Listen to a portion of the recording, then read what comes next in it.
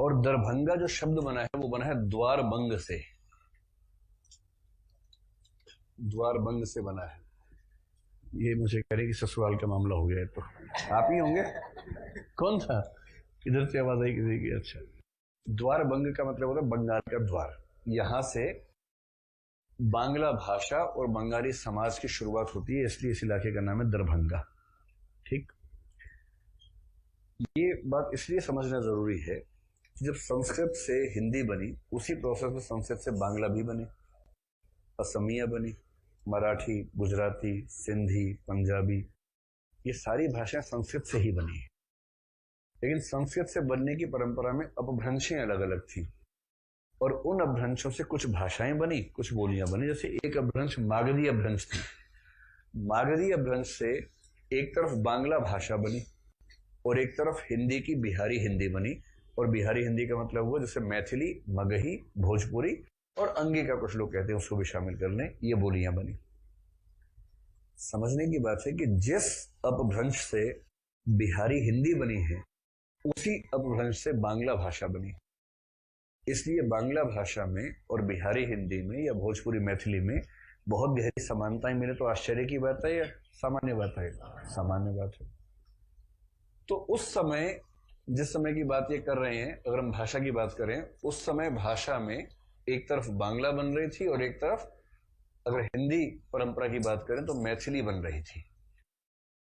मैथिली अब तो स्वतंत्र भाषा हो गई है, एक लंबे समय तक वो हिंदी की एक बोली मानी जाती रही थी। अब उस 8वीं अनुसूची में तो स्वतंत्र भाषा भी वो हो चुकी है।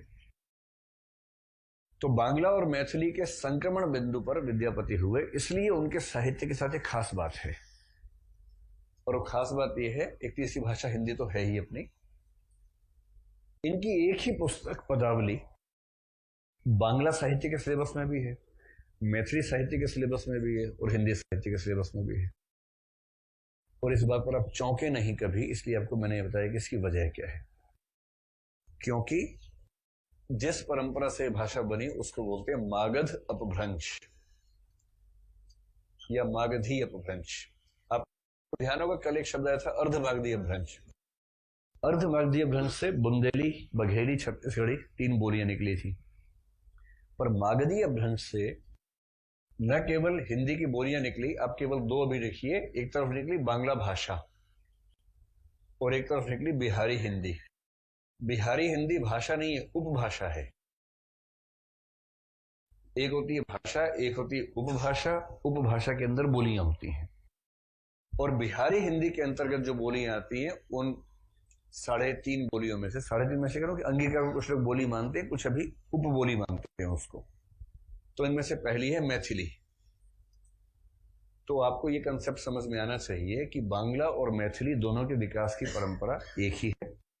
एक ही समय में, एक ही सोर्स से ये दोनों भाषाएं और बोलियां डेवलप हुई हैं।